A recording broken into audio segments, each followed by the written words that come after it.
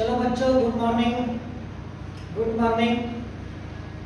आज हम आपको एक नया टॉपिक के साथ आए हैं। हमारा आज का टॉपिक है प्रकाश विद्युत प्रभाव। ठीक है, आज हम जानेंगे कि प्रकाश विद्युत प्रभाव क्या है। आइंस्टीन साहब ने प्रकाश विद्युत प्रभाव को क्या कहा था। ठीक है, इसको इंग्लिश में बोलेंगे photo electric effect, Einstein explanation of photo electric effect by Einstein equation. ठीक है, हम आज आइंस्टीन के समीकरण से समझेंगे प्रकाश विद्युत प्रभाव को, जानेंगे कि प्रकाश विद्युत प्रभाव होता क्या है। ठीक है, तो चलो हम सबसे पहले डिस्कस करेंगे प्रकाश विद्युत प्रभाव को। चलिए हम एक एक बात को डिस्कस कर लेते हैं, आप इस बात पे फोकस करेंगे। ठीक है, प्रकाश विद्युत प्रभाव, जैसा कि आप टॉपिक में देख रहे होंगे कि प्रकाश विद्युत प्रभाव, इसका मतलब होता है कि प्रकाश का कहीं ना कहीं आज विद्युत से कोई रिलेशंस दिखाएंगे आपको, और वो एक वही जो इफेक्ट होगा वो हमारा कहलाएगा प्रकाश विद्युत प्रभाव। तो आखिर आज हम देखेंगे कि कोई प्रकाश से करंट कैसे क्रिएट होता है। ठीक है, प्रकाश से करंट कैसे क्रिएट होता है, इस इवेंट को ही हम कहेंगे प्रकाश विद्युत प्रभाव। जैसा कि हम जानते हैं कि ये हमारा कोई मेटल है। ठीक है, ये हमारा कोई मेटल है। हम जानते हैं कि मेटल में क्या होता है, मेटल में फ्री इलेक्ट्रॉन्स होते हैं। ठीक है, मेटल्स में फ्री इलेक्ट्रॉन्स, कोई भी मेटल हो, चाहे आप कॉपर की बात कर रहे हो, Fe की बात कर रहे हो, एल्युमिनियम की बात कर रहे हो, तो जितने भी मेटल्स हैं, मेटल्स में फ्री इलेक्ट्रॉन्स होते हैं। फ्री इलेक्ट्रॉन्स बोले तो ये इलेक्ट्रॉन्स एक दूसरे से बॉन्डेड नहीं होते हैं, ये इलेक्ट्रॉन्स फ्री होते हैं, इसके मूवमेंट किसी भी डायरेक्शंस में हो सकता है। ठीक है, ये फ्री इलेक्ट्रॉन्स होते हैं। अब ये फ्री इलेक्ट्रॉन्स तो होते हैं, ये इलेक्ट्रॉन्स भी चाहता है कि हम मेटल के सरफेस को सेल्फ निकल जाए छोड़ करके, बट ये निकल नहीं पाता है। क्यों भाई? तो इस इलेक्ट्रॉन के पास जो एनर्जी होती है ना, इस इलेक्ट्रॉन के पास जो एनर्जी होती है, वो एनर्जी इसके सरफेस की एनर्जी से कम होता है। अब सरफेस की एनर्जी से इलेक्ट्रॉन की एनर्जी कम है। आप खुद सोचिए कि अगर इलेक्ट्रॉन की एनर्जी कम है और सरफेस की एनर्जी ज्यादा है, तो निश्चित ही इलेक्ट्रॉन जो है वो सरफेस में दब करके रहेगा, यानी कि इसकी चाहत है कि हम सरफेस को छोड़ करके निकल जाएं। इलेक्ट्रॉन्स की चाहत है कि हम सरफेस को छोड़ करके निकल जाएं, बट इलेक्ट्रॉन्स के पास उतनी एनर्जी नहीं है कि ये सरफेस को छोड़ करके क्या करे, निकल पाए। आखिर ये मौका कौन देगा इलेक्ट्रॉन्स को कि ये सरफेस को छोड़ करके क्या करे, बाहर निकल जाए? ये मौका इसको कोई ना कोई तो देगा, तभी तो ये निकल पाएगा। यही मौका देगा हमारा प्रकाश। ठीक है, इसी कारण से ये इलेक्ट्रॉन छोड़ करके यहाँ से निकलेगा। चलो अब आते हैं टॉपिक पे बात। ठीक है, अभी तक आप ये याद रखोगे कि इलेक्ट्रॉन्स जो होता है वो मेटल के सरफेस में फंसा होता है, ये फ्री होता है, ये चाहता है कि हम सरफेस को छोड़ करके क्या करें, निकल जाएं, बट निकल नहीं पाता है। इसके पीछे कारण है कि जो इलेक्ट्रॉन्स की जो एनर्जी होती है वो कम होती है सरफेस की एनर्जी से। ठीक है, अब देखिए प्रकाश विद्युत प्रभाव में है क्या। अब यहाँ पर हमारा जो है वो इलेक्ट्रॉन्स है। ठीक है, जब इस पे कोई प्रकाश की किरण पड़ती है, कोई प्रकाश की किरण पड़ती है, तो जैसा कि हमको पता है कि जो लाइट होता है ना, लाइट में फोटॉन्स होता है। ठीक है, याद रखोगे ये ऑब्जेक्टिव में पूछा जाता है कि लाइट किससे बना होता है, तो लाइट फोटॉन से बना होता है। ठीक है, तो लाइट में फोटॉन्स होता है और फोटॉन्स के पास एनर्जी होता है H इंटू म्यू। फोटॉन्स के पास जो एनर्जी होती है वो H इंटू म्यू। आपने कभी फील किया होगा कि जब आपकी प्रकाश की किरण आपके बॉडी पे पड़ती है, तो आप देखते होंगे कि आपकी बॉडी में एक एनर्जी सब फील होता है। तो वो एनर्जी आखिर किसके कारण होती है, तो वो यही फोटॉन्स के कारण होती है। ठीक है, तो आप याद रखेंगे कि light is made of photons and photons has energy and that's energy is H into mu.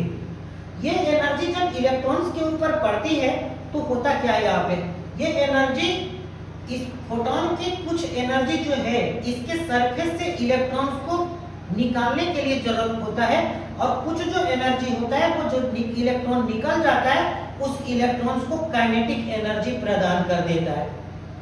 That means आप यहाँ समझ गए होंगे कि फोटॉन का जो एनर्जी H इंटू म्यू होता है, उसका कुछ पार्ट इलेक्ट्रॉन को सतह से निकालने के लिए आवश्यक होता है, तो कुछ उसका शेष एनर्जी जो है वो बचे हुए इलेक्ट्रॉन्स को काइनेटिक एनर्जी प्रदान कर देता है कि तुम बहुत तेजी से यहाँ से निकल जाओ। ठीक है, ये यहाँ पर घटना, इसी घटना को हम क्या कहते हैं, प्रकाश विद्युत प्रभाव कहते हैं। ठीक है, चलो अब यहाँ पर बताते हैं कि आखिर देखिए यहाँ पे इक्वेशन कैसे बनता है।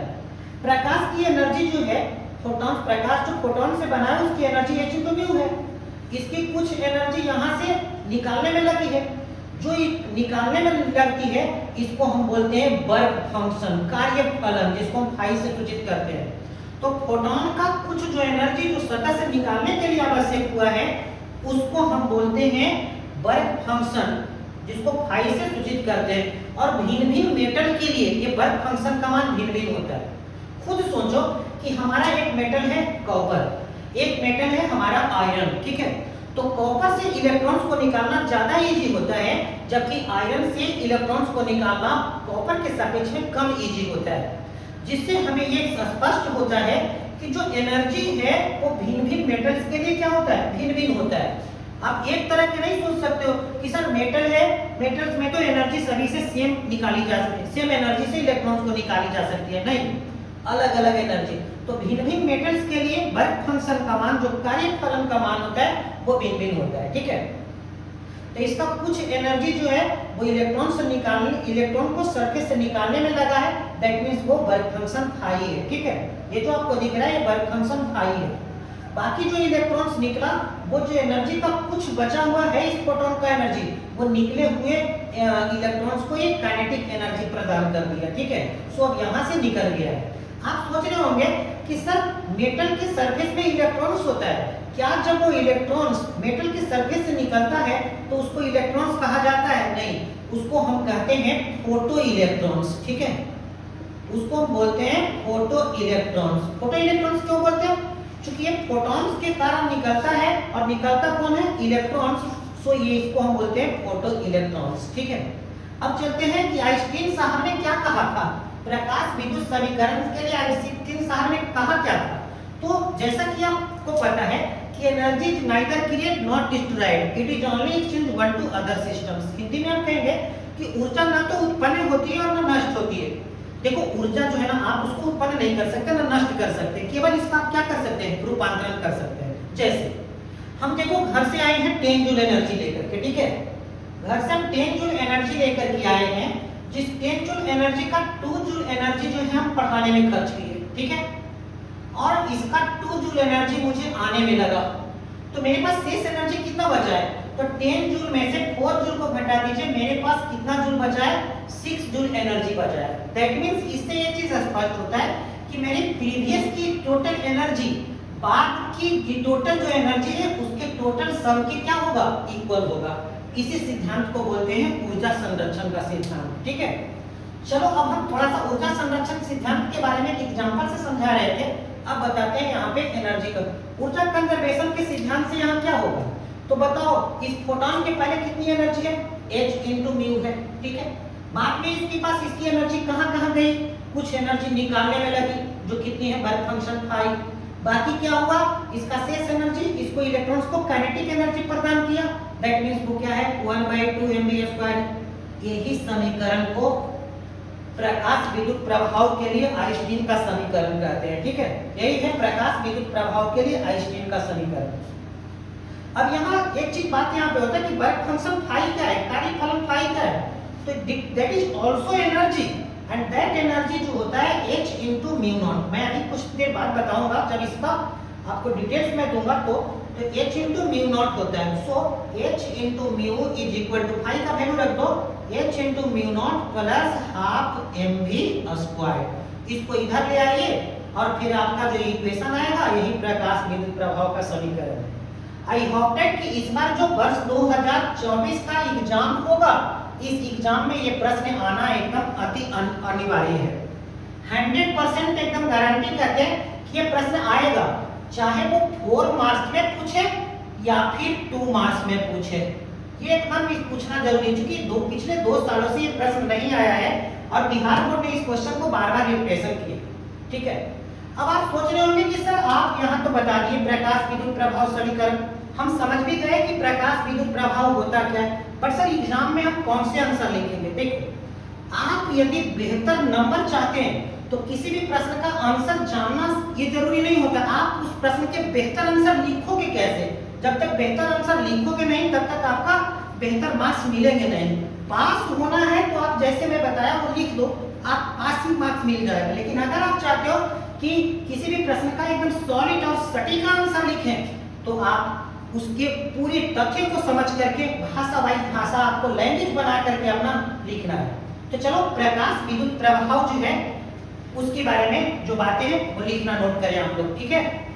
हम लिखा देते हैं कि प्रकाश विद्युत प्रभाव के लिए आइंस्टीन साहब ने क्या कुछ कहा था, ठीक है। लिखो, आइंस्टीन के अनुसार जब कोई प्रकाश की किरण आइंस्टीन के अनुसार जब कोई प्रकाश की किरण धातु के सतह पर पड़ता है, देखो प्रकाश की किरण कहां पड़ा है, धातु के सतह पर, ठीक है। मेटल मींस धातु के सतह पर पड़ता है तो फोटॉन का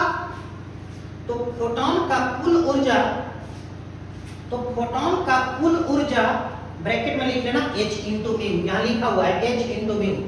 फोटॉन का कुल ऊर्जा h इंटू म्यू सतह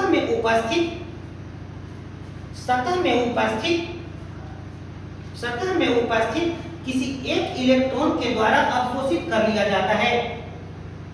सतह में उपस्थित किसी एक इलेक्ट्रॉन के द्वारा अवशोषित कर लिया जाता है।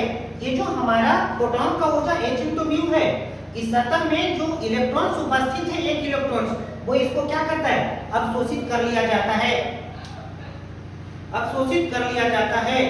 और फोटॉन अपना ऊर्जा देकर अपना अस्तित्व खो देता है। फोटॉन अपना ऊर्जा देकर अपना अस्तित्व खो देता है। देखो जैसे ये फोटॉन अपनी एनर्जी इस इलेक्ट्रॉन्स को दे देगा, उसके बाद अपनी जो अस्तित्व है खो देगा। वो ये कहेगा अब हम कुछ नहीं है, अब हम फोटॉन रहे ही नहीं, क्योंकि मेरी जो एनर्जी है मैंने अपनी सारी एनर्जी इस इलेक्ट्रॉन्स को क्या किया है, दे दिया है, ठीक है। अपना अस्तित्व खो देता है। इलेक्ट्रॉन के द्वारा अवशोषित ऊर्जा को अभी जो इलेक्ट्रॉन्स ऊर्जा को अवशोषित किया, क्या करेगा भाई, उस एनर्जी को तो कहीं ना कहीं खर्च करेगा ना, वही कर रहा है, ठीक है। इलेक्ट्रॉन्स द्वारा अवशोषित ऊर्जा को इलेक्ट्रॉन दो रूपों में उपयोग करता है। अभी जो इलेक्ट्रॉन्स एनर्जी को अवशोषित किया, ऑब्जर्व किया, इसको ये दो रूपों में क्या करता है, उपयोग करता है। पहला, एक नंबर देकर के लिखोगे, धातु के सतह से इलेक्ट्रॉन को निकालने में, एक नंबर देकर के लिखेंगे, धातु के सतह से इलेक्ट्रॉन को निकालने में। और दूसरा, निकले हुए इलेक्ट्रॉन को गतिज ऊर्जा प्रदान करने में। जैसा कि मैंने अभी कहा भी था कि ये जो फोटॉन का ऊर्जा h इंटू म्यू है, इसका कुछ एनर्जी जो है यहाँ से निकालने में और बाकी की एनर्जी निकले हुए को क्या करता है, गतिज ऊर्जा प्रदान करने में वो क्या करता है, यूज करता है, ठीक है। हो गया। उसके बाद देखिए यहाँ फिगर में ये साफ देख सकते हो कि ये कोई प्रकाश आपका पड़ा है, ये है क्या, आपका प्रकाश है, ठीक है। प्रकाश किससे बना होता है, फोटॉन से। फोटॉन की एनर्जी कितना है, h इंटू म्यू है। देखो ये सतह पे पड़ा है और सतह में जो इलेक्ट्रॉन्स है, इस इलेक्ट्रॉन्स को ये क्या किया है, निकाला है, ठीक है।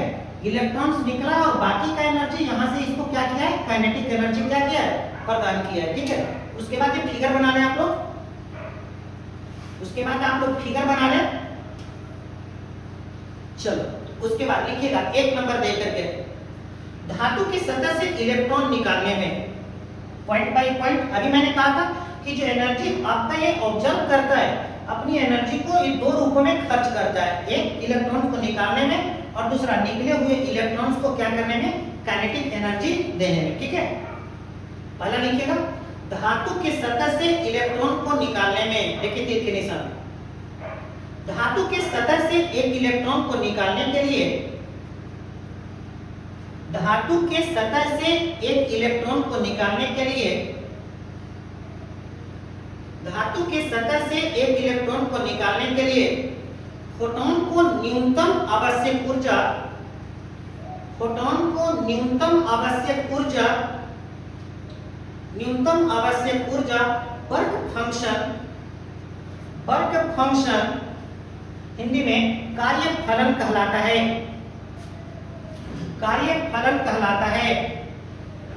तथा इसे फाई से सूचित करते हैं। देखो बाबू, अभी मैंने कहा था कि भाई यहाँ जो निकालने में एनर्जी जितनी खर्च होती है ना, वो क्या है?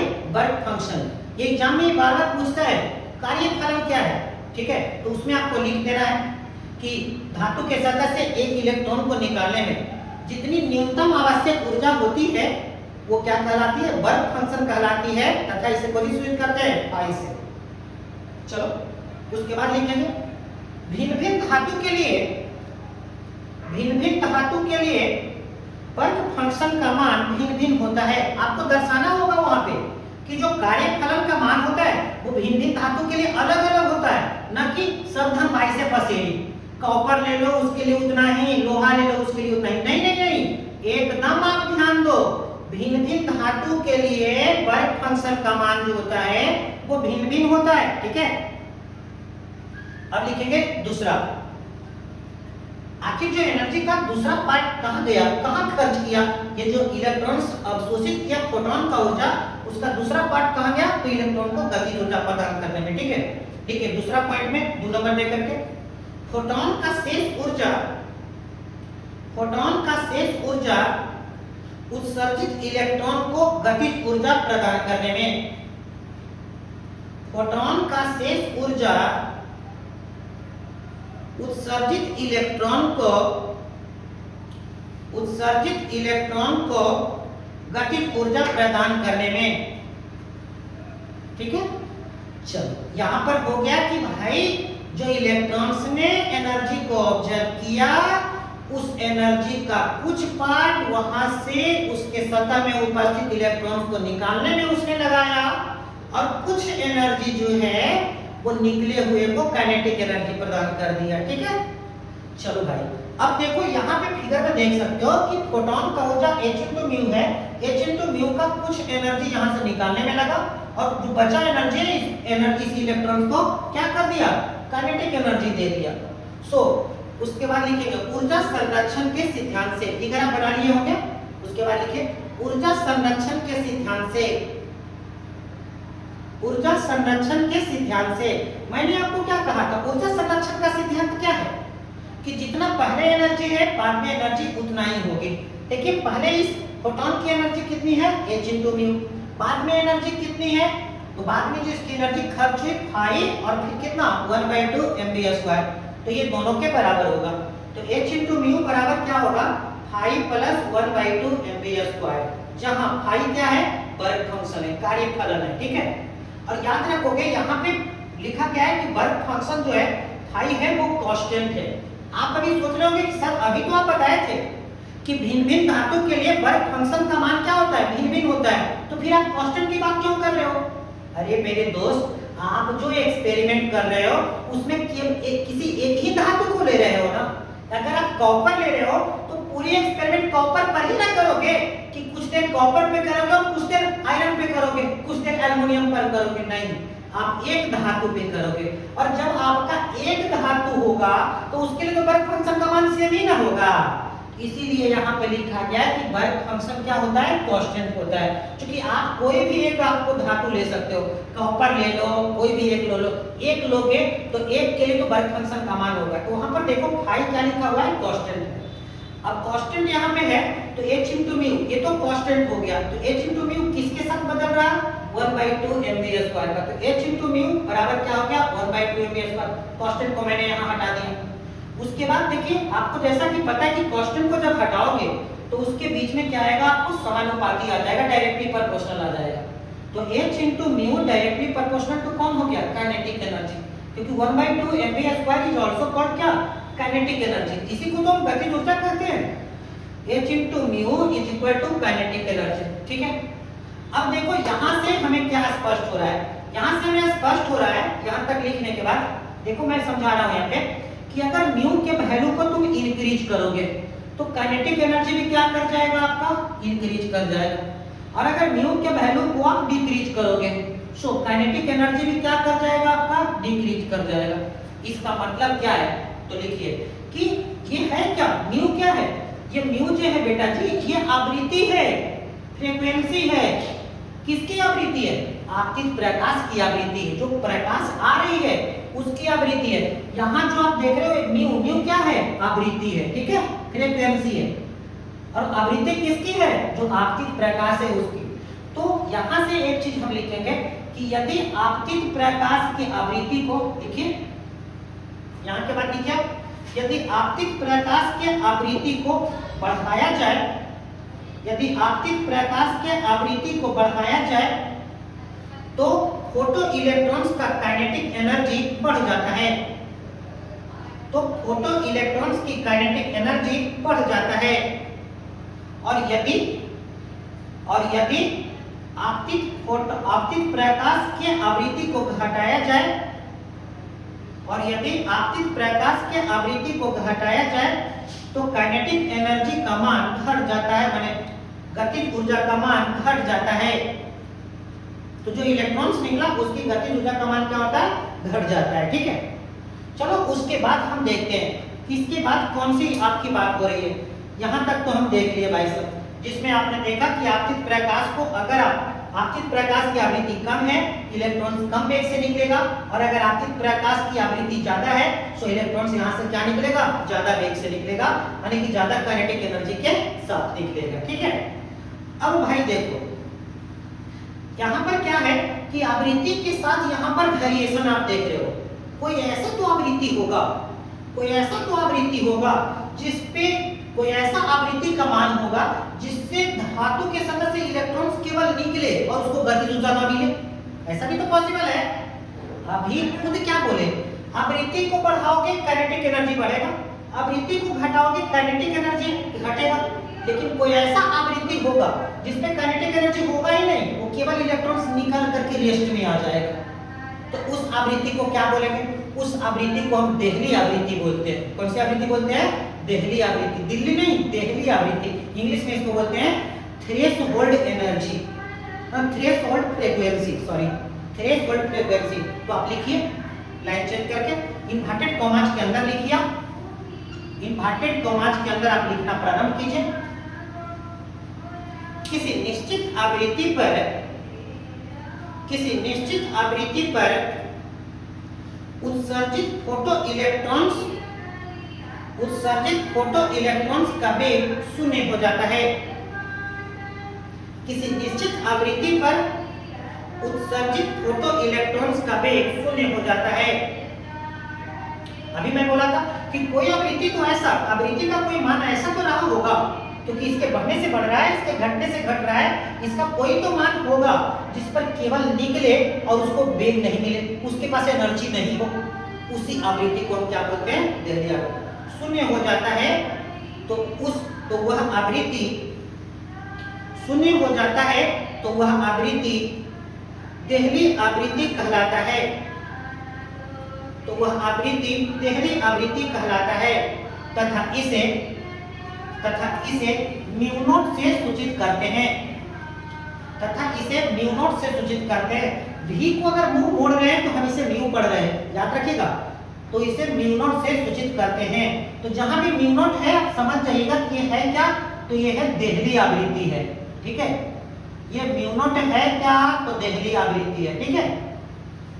अब देखो मैंने यहाँ पर इक्वेशन में क्या लाया, यदि म्यू जो आवृत्ति है, ये आवृत्ति का एक ऐसा पर्टिकुलर वैल्यू आ गया जो हम रखे और यहाँ पर इसकी काइनेटिक एनर्जी जीरो हो गई। देखिए म्यू को वैल्यू मैंने कोई लिया, अभी मैं इसे मान लेता हूँ कुछ एबीसीडी लिया, म्यू का आवृत्ति मैंने कुछ लिया, ठीक है। तो काइनेटिक एनर्जी जब जीरो हो गया तो यही है कौन सी आवृत्ति, देहली आवृत्ति, जिसको हम किससे स्विच किए, म्यू नॉट से।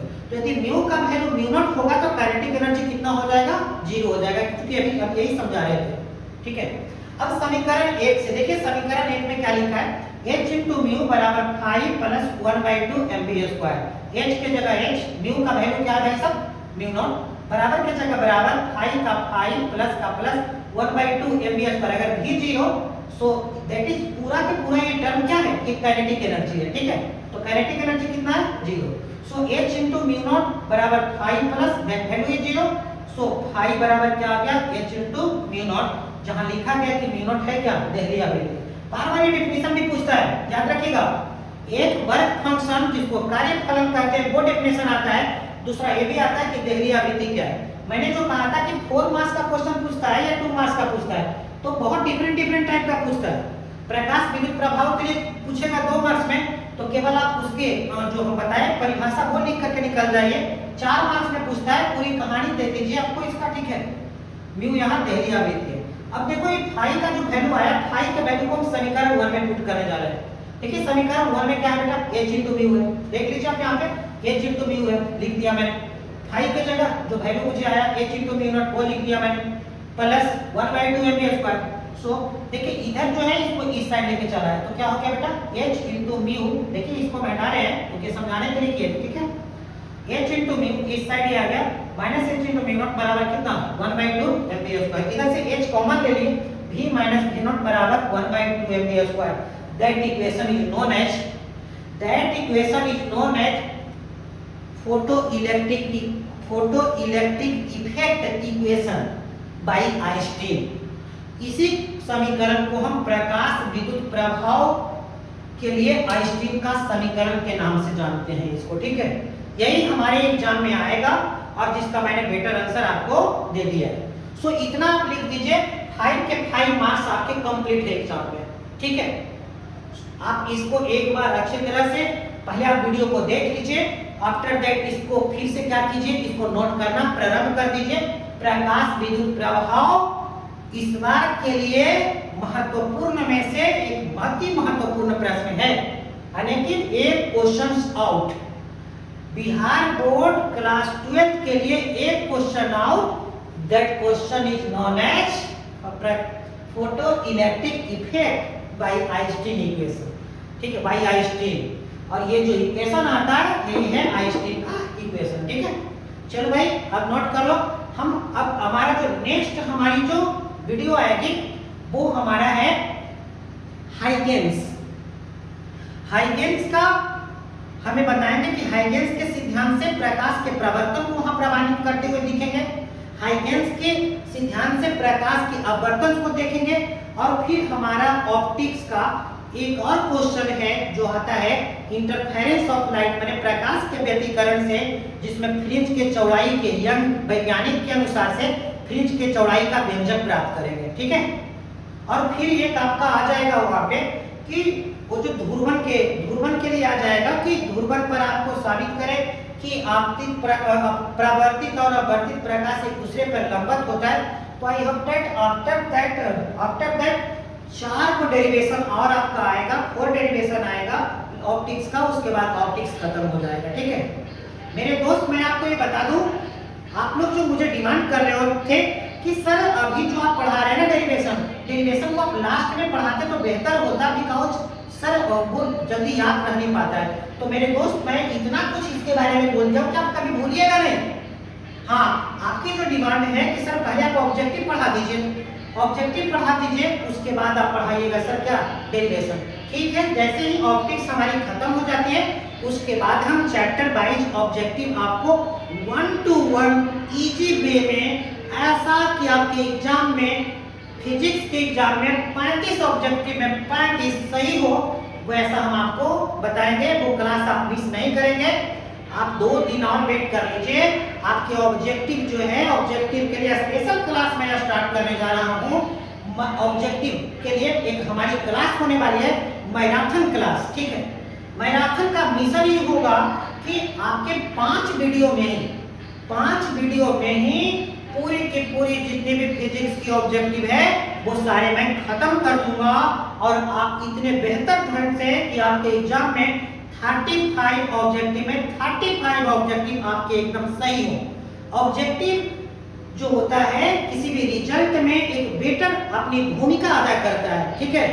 जैसा कि मैं पहले भी बता चुका हूँ, ज्यादा पढ़ने वाले विद्यार्थी टॉप नहीं करते हैं, ज्यादा पढ़ने वाले विद्यार्थी टॉप नहीं करते हैं। टॉप वही विद्यार्थी करते हैं जिसकी एग्जाम के टाइम में रणनीति अच्छी होती है, कौन से क्वेश्चन को पढ़ना है, कौन से क्वेश्चन को छोड़ना है, किस क्वेश्चन को बेटर प्रैक्टिस करना है, किस क्वेश्चन को बेटर प्रैक्टिस नहीं करना है, इस पे डिपेंड करता है। आप मेरे दोस्त आप देखे होंगे कि जो बच्चे नहीं भी पढ़ते हैं उनके एग्जाम में मार्क्स अच्छे आ जाते हैं। आप लोग कहते क्या है कि सर उसके तो लक अच्छे थे, अच्छे नंबर आ गए। नहीं, लक बात कुछ नहीं होता है। एक्चुअली उस बच्चे ने एग्जाम के टाइम में जो क्वेश्चन पढ़ा वही क्वेश्चन एग्जाम में पूछ दिया गया, बच्चे ने उसका जवाब लिख दिया और वो बच्चे को अच्छे मार्क्स मिल गए। आप अच्छे पढ़ते थे, आप अच्छे उसके आंसर लिख नहीं पाए क्योंकि आप तो पूरी तैयारी करके गए थे, और पूरी तैयारी करके जाओगे तो किसी प्रश्न के एग्जैक्ट आंसर नहीं लिख पाओगे। आंसर तो लिख पाओगे बट एग्जैक्ट आंसर नहीं लिख पाओगे। और जो बच्चे कम ही प्रश्न को पढ़ कर गए हैं और उसके वही प्रश्न आ गए हैं, वो बच्चे उस प्रश्न के एग्जैक्ट आंसर लिख पाएंगे। यही कारण है कि कम पढ़ने वाले बच्चे के मार्क्स ज्यादा आते हैं, जबकि ज्यादा पढ़ने वाले बच्चे के मार्क्स कम आते हैं। देखो मेरे दोस्त, ऐसा नहीं है, मैं ये नहीं कह रहा हूं कि आप ज्यादा मत पढ़ो, अरे उतना ही पढ़ो। देखो नॉलेज जब हासिल करने का समय था, आपके पास 2 महीने का समय था, उसमें आप नॉलेज हासिल किए। लेकिन अब समय है, क्वेश्चन देखो कौन सा बिहार बोर्ड बार बार पूछता है, उस क्वेश्चन पे जाके अटैक करो।